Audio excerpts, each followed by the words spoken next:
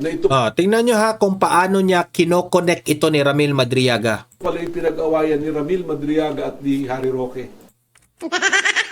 Diba? Okay. Eto na. Grabe itong ating pag-uusapan ngayon. Alam nyo ba kung bakit? Dahil itong si Madriaga, Ramil Madriaga, ay kinampihan na ng administrasyong Marcos.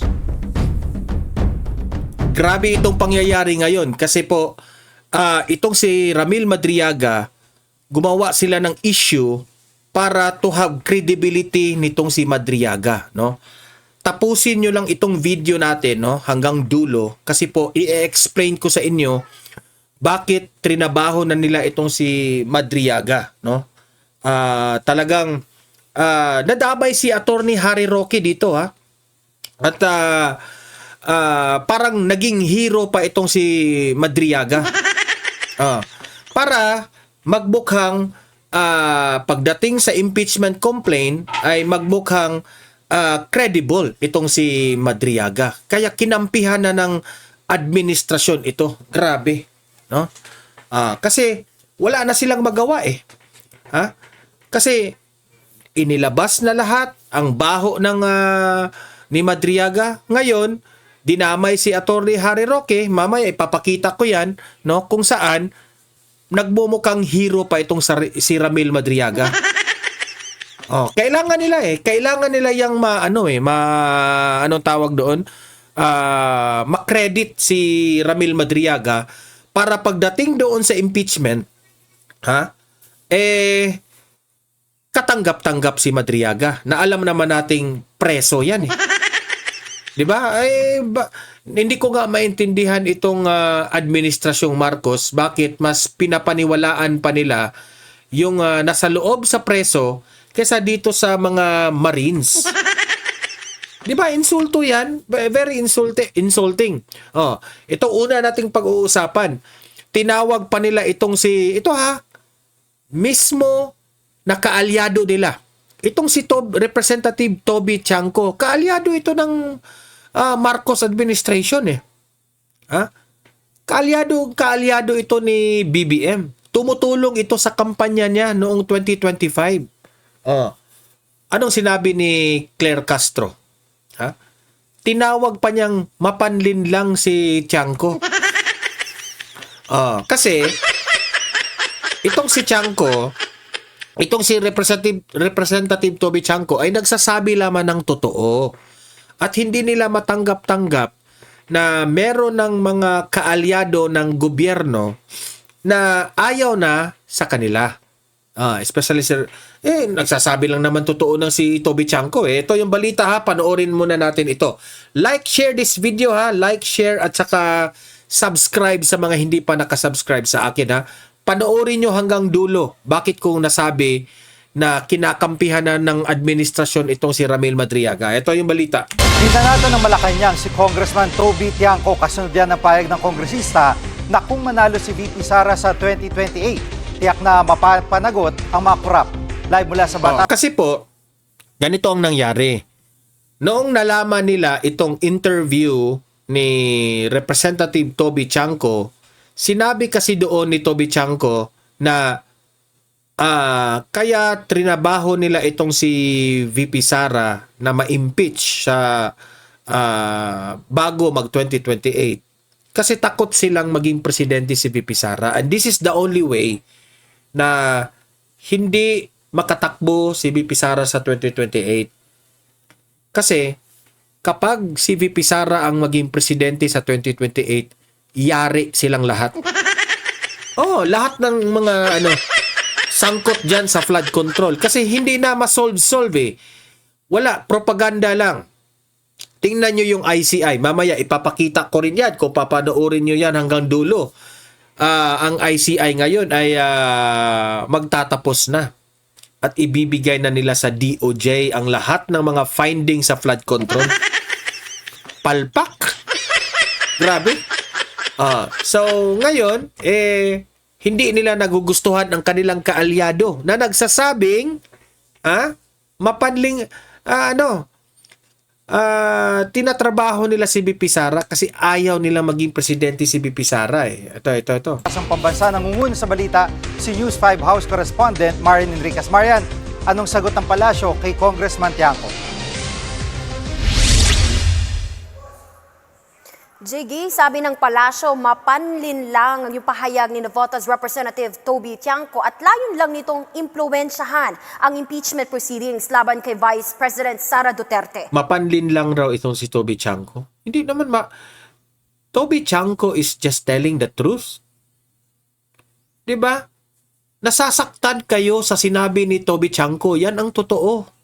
Ayon kay Tiangco, posibleng may ilang kongresista na nais ma-impeach si VP Sara dahil natatakot silang mapanagot sa flood control scandal kapag nanalo ang bise sa 2028 presidential elections.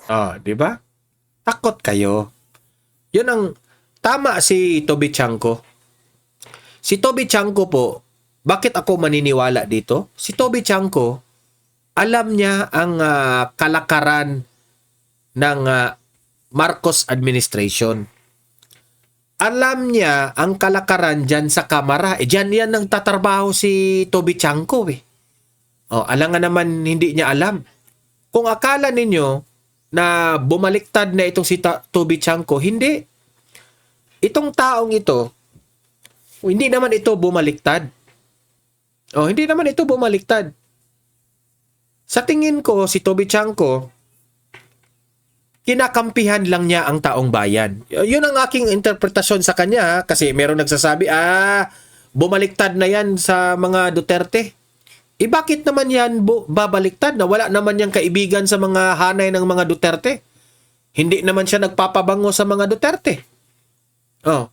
Malabo naman siyang kunin sa mga Duterte sa panahon ng eleksyon. Hindi naman siya siguro magiging senador o ano. Di ba? Ang hirap kasi ngayon, yung mga politicians na kumakampi sa taong bayan, yung mga politicians na handa isugal ang kanilang sarili para lang sitahin ang kabalastugan, kabalbalan ng ginagawa nitong administrasyong ito, no? Yun pa yung mga dinidihado nila. Ngayon, hindi nila matanggap-tanggap yung mga sinabi ni Toby Tiangco. Napahiya sila dito kasi kaalyado ito ni BBM tapos ganito na ang mga pinagsasabi. Hindi naman siya kumakampi kay VP Sara. Sinabi lang niya ang totoo. Natakot itong mga taga-Kamara na maging presidente si VP Sara kasi ubos silang lahat. Yan sa flood control anomaly na yan. Di ba? Hamon ni Castro sa kongresista dapat singilin niya si VP Sara ngayon pa lang kahit vice-presidenta pa lang, dapat daw po nagtatrabaho na ito para mapanagot ang mga corrupt, lalo na raw yung mga sangkot sa korupsyon. Paano makapagtrabaho si VP Sara? Inimpeach nyo na ng inimpeach? Di ba? Ito ring si Auntie Claire Castro rin, ang bobo ng kanyang logic. Dapat raw hamunin si VP Sara na kahit vice president siya ay magtrabaho raw si VP Sara na mapanagot itong mga korap sa gobyerno. Paano yan magagawa ni VP Sara? Paano yan magagawa ni VP Sara? Mismong administrasyon na ang mga korap. Vice President laman siya. Kung magagawa yan ni VP Sara, uunahin niya yung ulo. O sino yung ulo? Nasa Malacanang. Di ba? At yung pinsan na buaya. Unahin yun. Paano niya yan magagawa? Presidente ng Pilipinas. Itong si Auntie Claire Castro, bobo rin yung logic nitong babaeng ito Noong pang panahon ng kanyang ama. Narito po yung pahayag ni Yusek Castro. Madali naman niya malalaman kung sinong involved dito. Tanungin lamang niya ang dating sekretary ng DPWH na ngayon ay si Secretary or rather Senator Mark Villar. At Marian, anong reaksyon dito ni Congressman Tiangco? JG, nilinaw ni Congressman Toby Tiangco na hindi siya kumakampi kay VP Sara. Isinusulong pangaraw niyang mapabilis ang impeachment laban sa bise. Narito yung pahayag ni Kong Toby Tiangco. Total, sabi naman 'di ba ng Committee on Justice, sapat na yung ebidensya. Marami silang ebidensya. So kung marami na silang ebidensya na hawak at sapat na yung ebidensya nila para ma-impeach, bakit pa pagtatagalin, 'di ba? Correct. Maglabas na sila ng committee report at pagbotohan na namin pagbalik. Kasi ang hilig-hilig nitong Kamara gumawa ng propaganda. Mahilig sila sa propaganda sa media na mag-aakusa sila kay VP Sara. Marami na raw silang ebidensya. Ni isang ebidensya wala nga silang naipakita eh. O kung marami kayong ebidensya, bakit hindi nyo ituloy-tuloy na yung impeachment? 'Di ba? Tama si Toby Tiangco eh. Kasi kung sapat na yung ebidensya ninyo, sana tuloy-tuloy na 'yon. Sa bagay, hindi naman totoo na may ebidensya kayo kaya hanggang ngayon hindi niyo matuloy-tuloy yung impeachment na 'yan. Paulit-ulit na lang, nakakaumay na ng taong bayan, ang dami ng problema ng bansang ito, impeachment pa rin ang inaatupag ninyo. Kasi takot kayo. As we get back to Congress. At Marian, mayroong patutsadahan sina Yusek Castro at Congressman Leviste. Tungkol naman ito saan? JG, mainit nga rin yung sagot ng Batangas Representative Leandro Leviste at Yusek Claire Castro sa usapin naman ng reklamong civil libel. Sa Facebook post kasi ni Leviste kagabi sinabi nito na nagde-demand umano itong si Castro ng kabayaran dahil sa sleepless nights at anxiety na idinulot ng civil libel case na isinampangan niya laban kay Castro. Hirit ni Leviste, wala siyang obligasyong bayaran si Castro pero handa raw siyang sagutin yung gastusin ni Castro sa ospital. Hindi naman itinanggi ni Yusek Claire na humihingi siya ng danyos. Narito yung kanyang pahayag. I believe that I deserve such, and I am entitled to such damages. Kasi po, ikaw kasi Auntie Claire Castro, ngayon na mayroon ka ng katapat, nasti-stress ka pala, hindi ka pala nakakatulog. Yan ang hirap sa'yo. Kasi siya talagang tinatrabaho siya ni Kong Leviste. Kasi ang hilig-hilig mo kasing gumagawa ng kwento without fact-finding. Ayan, tuloy. Si Congressman Leviste, kinasuhan ka ng cyber libel. Ngayon, hindi ka pala makatulog sa ginawa ni Leviste. Handa naman si Levisteng managot sa gastusin sa hospital kung sakasakaling ma-hospital ka. Yan ang hirap sa'yo eh. Bago ka gumagawa ng kwento sa isang tao, dapat handa ka sa mga consequence, Castro. Kasi hindi pa yan Hindi pa yan yun lang ang mangyayari sa'yo, Castro. Ako'y manggu-good luck sa iyo kapag si VP Sara na ang maging vice president, maging presidente ng Pilipinas, Castro. Yung mga dati mong mga sinasabi patungkol kay former President Duterte, yung mga fake news na pinanggagawa mo sa Davao at sa mga pamilyang Duterte, baka one of these days, yan na naman ang dahilan na hindi ka makakatulog. Kasi ang daldal mo kasi. So, ano sabi niya? Sleepless nights? Very good. He admitted that he is causing me sleepless nights and anxiety. They deserve. You're causing sleepless nights to yourself, di ba? Sino may gawa nun? Ikaw rin. Bakit ka sleepless night? Kasi, kung ikaw, mabuti yung konsensya mo sa ginagawa mo sa mga pinagsasalita mo, dapat makatulog ka lang. Pero, yung mga banat mo kasi, sometimes, nagiging fake news na. Baka ikaw ngayon, natataranta ka na, nagpanik ka na ngayon, kasi sometimes yung mga pinagsasabi mo without fact-finding, sinasabi mo kasi, ayan tuloy, Hindi ka na makatulog kasi nag-overthink ka na. Paano mo yan gagawin? Nag-overthink ka na. Saan ka nagkamali? O kaya nag-overthink ka kung paano mo ito lalampasan. Sa bagay, kakampihan ka naman ng presidente ng Pilipinas. Huwag kang mag-alala. Di ba? So that will be part of the case. Jiggy, paliwanag naman ni Congressman Leviste, hindi raw niya inaamin na siya yung dahilan nitong sleepless nights and anxiety nga ni Castro. Kino-quote lang daw niya si Castro sa kanyang compulsory counterclaim. Sa huli sinabi ni Leviste na dapat maglabas ng medical certificate si Castro. Interesado raw kasi yung taong bayan na malaman yung lagay ng kalusugan ng mga kawani ng gobyerno, lalo't higit 2 bilyong piso raw ang budget ni na Presidential Communications Office Yusek Castro at Acting Secretary Dave Gomez. Imagine that one. Ang laki-laki ng mga budget ninyo pala. Wala pang ang tugon dyan, ang palasyo. Yan muna ang latest.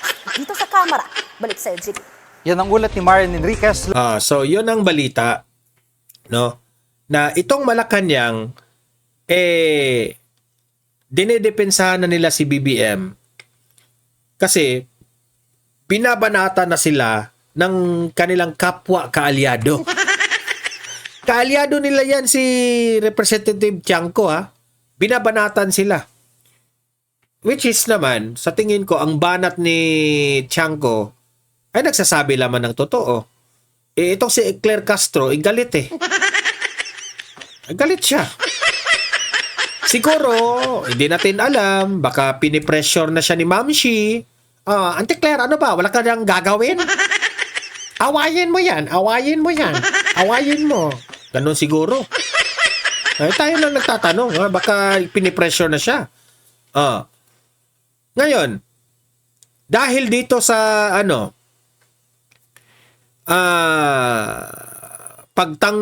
dahil dito sa napipressure na sila dito sa sinabi ni Toby Tiangco. Ito pa yung sumulpot na ibang balita. Itong ICI, bubuwagin na. Mag-i-end na rin yung ICI.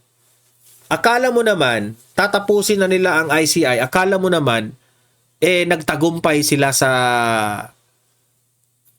Kasi si Bongbong Marcos ang gumagawa dito sa ICI. So, tatapusin na nila itong ICI. Ang tanong, may nagawa ba ang ICI? Nagtagumpay ba ang ICI to catch the big fish? Kasi kung wala, nagsasayang lang ng pera sa taong bayan. Kasi ngayon, ipapasa na nila sa DOJ ang findings sa mga flood control anomaly. Wow! Di ba? Bakit? Itong mga tauhan sa ICI, bakit? Takot na rin kayo? Hugas kamay na rin kayo? Kasi ayaw niyong madamay? Kasi may masagasaan ng mga big fish? Ito, panoorin natin. So today, the ICI formally turned over documents and records that it has in its custody after its long investigation over the flood control anomalies to the DOJ. Pag-aaralan itong mga documents na to, see if it points to any leads we could use in the filing of cases eventually down the line. Now, syempre, we know that the DOJ cannot formally file a complaint on its own, no? So what will happen is if after assessment of the documents, after carefully studying, evaluating them, makita na there's enough to go with for referral eventually, i-refer namin to sa proper law enforcement agency to do its own investigation and then afterwards file it with the appropriate forum or institution. So that's either with us or with the Ombudsman. Conversely, alternatively, upon assessment of the documents, pwedeng idiretso din ng DOJ mismo sa Ombudsman ang mga records na to with its own recommendation and findings. So sir, same documents ba ito na dinurn over sa Ombudsman? Paano yung coordination with them? Ili pareho po ito. Ito yung tanong ngayon. Itong ICI, ito turn over na nila sa DOJ ang kanilang mga findings. Ang tanong, safe ba yan? Kasi baka pipiliin na naman. Ako ito, hindi naman tayo nag-aakusa. Tayo lamang dito ay nag-a-analyze sa mga posibleng mangyari. Okay? Ano ba ang mga posibleng mangyari? Kasi, siguro, itong ICI na ito ito lang, my own analysis. Ang ICI, meron silang findings. Hindi naman siguro mahirap na matitrace nila kung sino ang mastermind dito sa flood control. 'Di ba? Siguro pwede na ganito ang mangyari. Nung na-trace nila yung mastermind, sabi nila hindi to pwede. Masasagasaan yung boss natin. Baka may ganun na pag-trace nila doon sa mga findings nila, nahihirapan sila. Okay? Kasi, kung talagang itodo nila, ang gagawin nila, sino ang nagtayo ng ICI? Kung itodo nila, ang findings nila, at yung mga ebidensya nila, baka sila rin ay babalikan. Di ba? Nakakatakot yun eh. Yung gumagawa ng ICI, yung boss ninyo na gumagawa dyan sa ICI, nung tine-trace ninyo, papunta pala sa boss ninyo. Baka may ganun lang binabanggit ko lang ang mga posibleng pwedeng mangyari. Ngayon, sabi ng ICI, ibibigay na lang natin ito sa DOJ. Kasi, delicate very delicate kapag ipupurso natin ito. So ngayon, lahat ng mga na-compile nila ng mga ebidensya, mga findings, DOJ, kayo nang bahala dyan. Out na kami niyan. Hugas kamay na kami dyan. Out na kami niyan. Out. Ang pinakatanong, hawak ba ng DOJ ang mastermind? Yan ang tanong. Yun unang tanong. Pagdating doon sa DOJ, hindi ba pwedeng i-manipula doon pagdating doon? Pwedeng mangyari yun. So, at the end of the day, hindi pa rin uusad kung sino ang mastermind. So, anong ibig sabihin? Palpak ang ICI. Kung palpak ang ICI, sino ang gumagawa sa ICI? Si BBM. Palpak si BBM. Palpak. But we cannot confirm that right now. Titingnan pa po namin. So parang, kasi ang ombudsman meron din silang inaaral nila. So parang Yes. overlapping ba siya, sir? How would you qualify it? Parang simultaneous yung ginagawa niyo? Well, of course. So natanggap ng ombudsman a few days ago yung same documents by the ICI. After that, yung question kung saan yan which agency will take over it, will depend on which agency has jurisdiction. Diba? We know kapag ombudsman, ito po yung mga public officers with the salary grade of 27 and above. If it's cognizable by the DOJ, again, ang gagawin, if it's not a jurisdiction sa ombudsman, the DOJ will then refer it to the proper law enforcement agencies who can then formally file the proper complaint with us. Sir, may comment pa si Justice Reyes on ano yung feelings niya sa winding down? Basta ang punto doon sa madaling salita, ito turn over nila sa DOJ. Now, is it a good thing or is it a bad thing? For me, it's a bad thing. No? Kasi once tino-turn over na nila diyan sa DOJ, malabo na 'yan. Malabo na talaga. No? Kaya ito na yung ito na yung relevance ng ating Madriaga. Kasi pinipilit ng administrasyon na wala talagang pangalan. Especially yan si Martin Romualdez, 'di ba? Sino ang sinasangkot nila? Si Zaldico lamang ang medyong dinidiin nila dito sa flood control anomaly. Pero kung iisipin mo ng mabuti, si Zaldico, iniipit ninyo dito sa flood control, pero si Martin Romualdez, hindi. Parang imposible naman yan. Kasi ang boss ni Zaldico ay si Martin Romualdez. So wag mong sabihin na si Zaldico laman ang gumagawa ng kasalanan. Di ba? Malabo yun. So, kung sasabihin mo, Don Mar, baka pwedeng mangyari yan na si Zaldico lamang po ang gumagawa ng korupsyon. Wala namang ginagawang korupsyon si Martin Romualdez. Okay.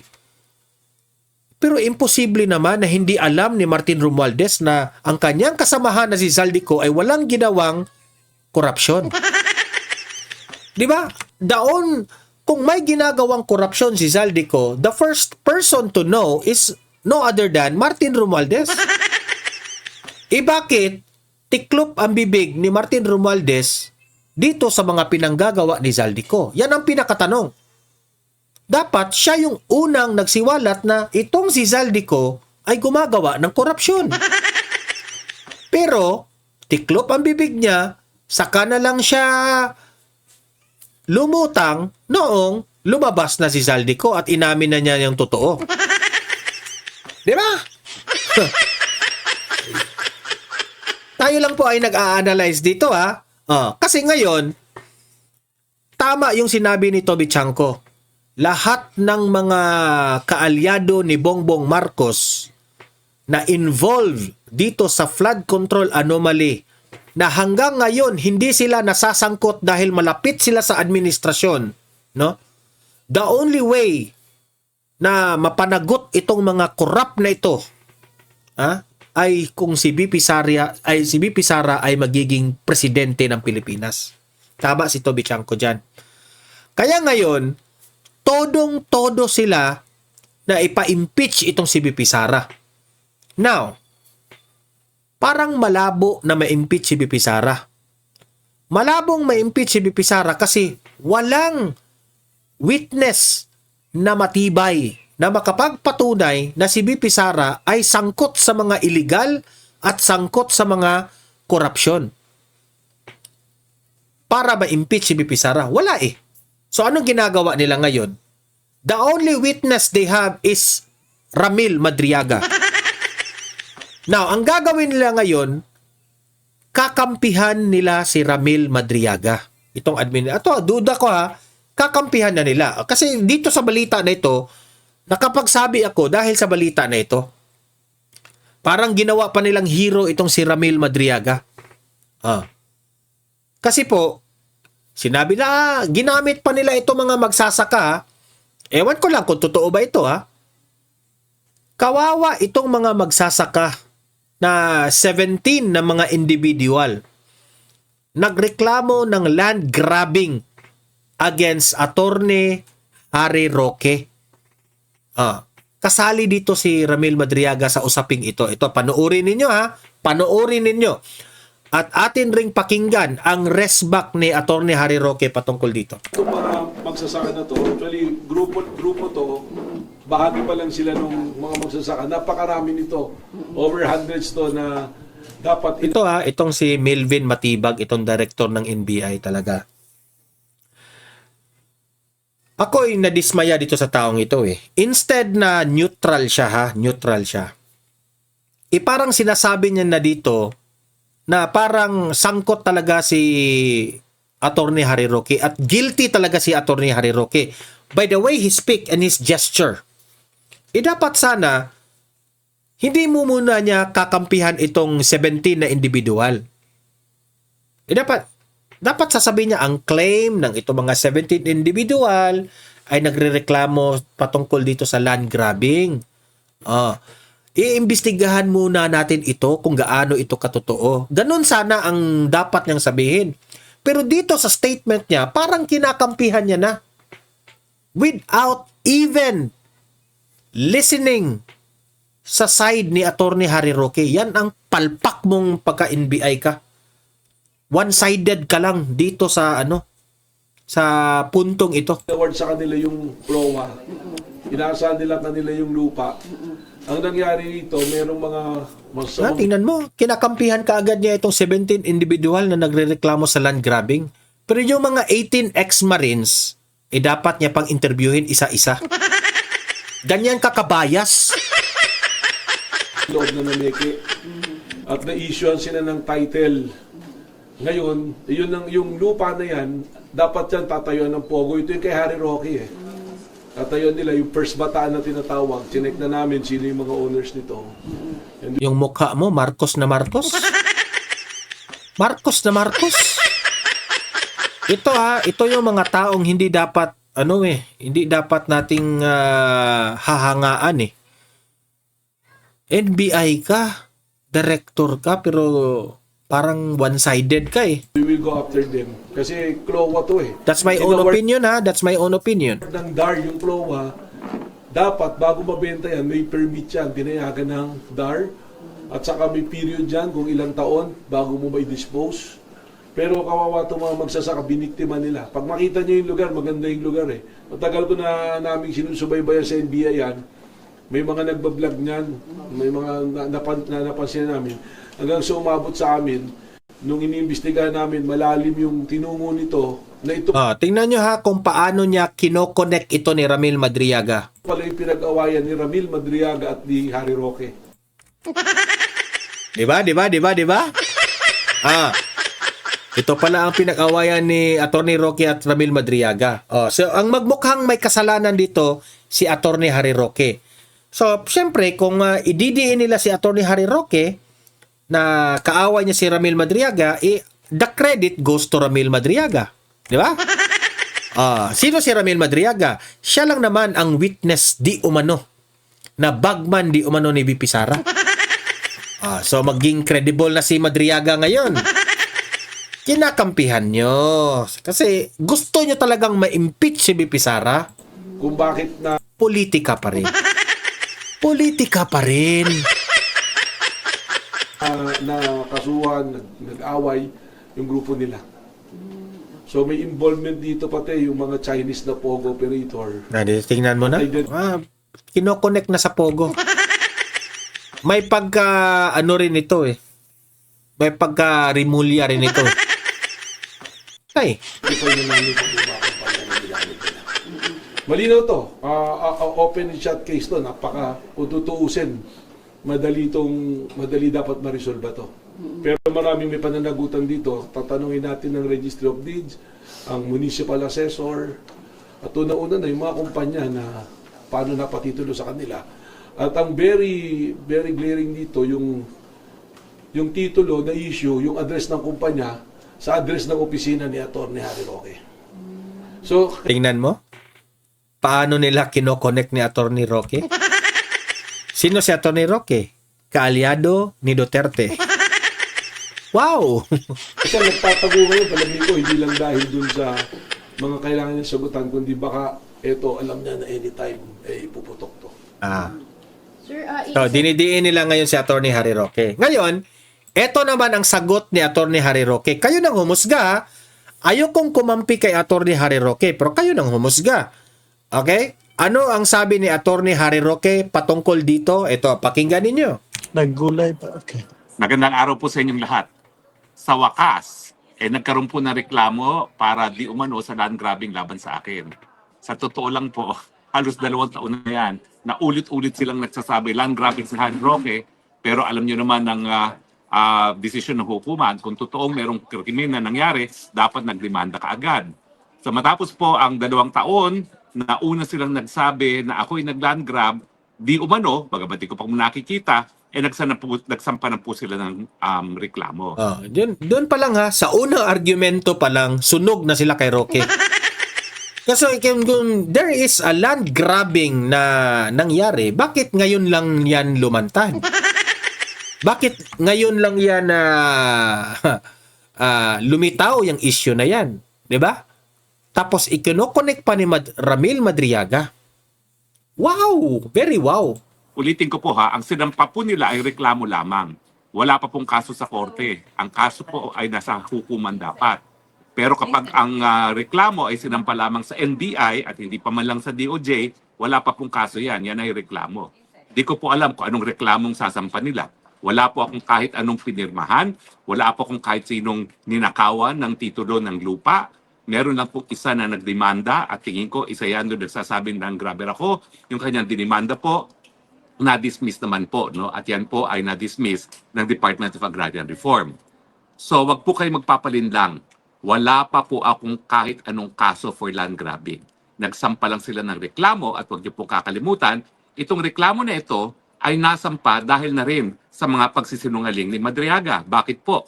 Well, kasi po itong reklamong ito lumabas matapos na idinimanda namin, rineklamo namin si Madriaga sa Department of Justice for 2 counts of kidnapping with ransom.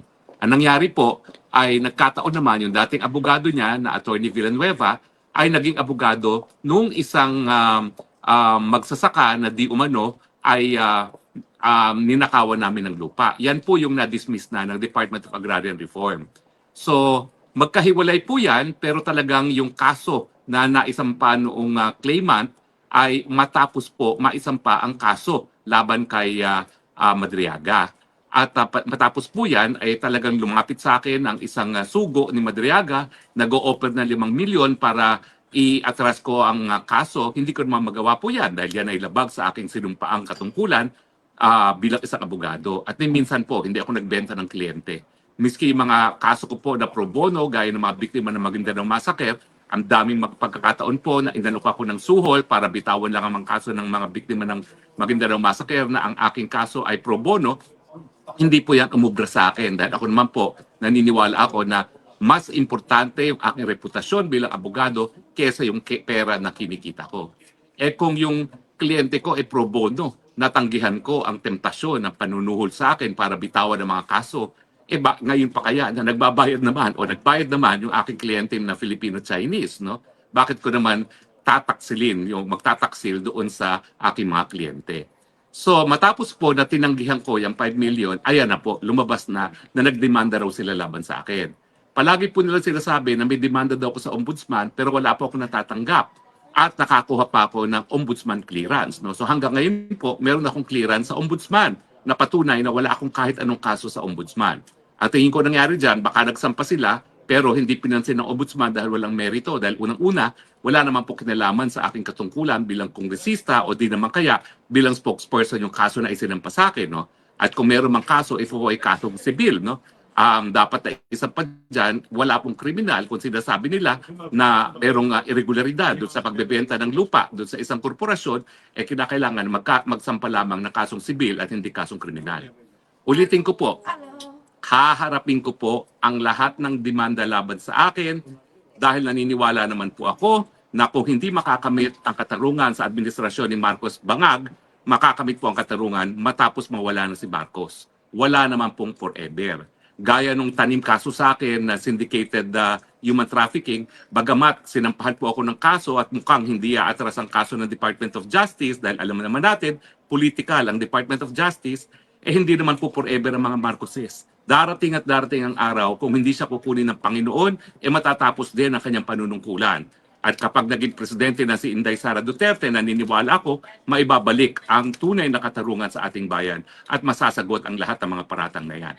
Pero gaya po ng mga putik at kasinungalingan na binabato ni Madriaga laban kay VP Sara, itong imbentong mga paratang sa akin na di umano ako ay land grabber, yan po ay mga pagsisinungaling din. Ang sinasabi ni Madriaga, pininersonal ko daw siya dahil tinulungan niya yung mga magsasaka na magreklamo laban sa akin for land grabbing. Ang totoo po, siya nag-supply ng mga artista. Nakita po namin sa kanyang Facebook na yung mga artista na umiiyak na biktima daw ng land grabbing ay mga kaibigan at napakalalapit na mga kaalyado ni Madriaga, na leader ng isang criminal syndicate. Yan po isang ayon na rin sa Philippine National Police. Huwag po tayo magpapalinlang sa mga kriminal. Huwag tayo magpapalinlang sa mga kidnapper. Huwag tayo magpapalinlang sa mga extortionist. At ako naman po, huwag tayo magpapalinlang sa mga bangag na administrasyon na gumagamit ngayon ng kasinungalingan para siraan hindi lamang ang mga Duterte, kundi ang kanilang mga kaalyado na rin. Maraming salamat po sa inyong tiwala. At alam niyo po, talagang nakakataba po ng puso na nagkaroon po ako ng bagong record.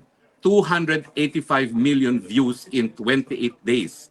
Yan ba ho ay views ng isang land grabber o di naman kaya human trafficker? Sa tingin ko po, hindi. Gaya ng hindi po pwede maging kriminal ang Tatay Digong, nang siya'y umalis sa katungkulan, ay nagkaroon ng approval rating na 80%.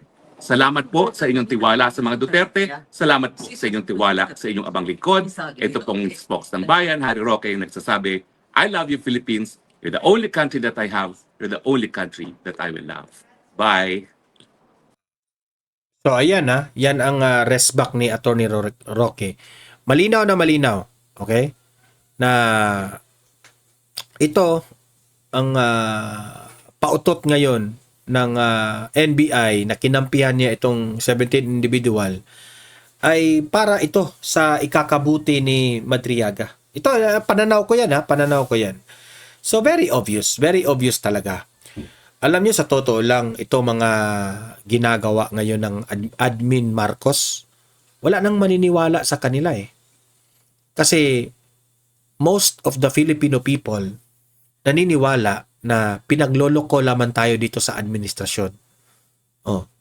Mantakin nyo, si Auntie Claire Castro, binalita niya na walang oil crisis. Yan ang palabas ng administrasyon na walang oil crisis. Anong walang oil crisis? Halos na nga magwala ang taong bayan dahil sa sobrang taas ng mga bilihin at itong mga langis na sobrang mahal. Alam kong hindi nyo yan kasalanan. Pero bakit nyo pilit pinagtatakpan niya walang oil crisis?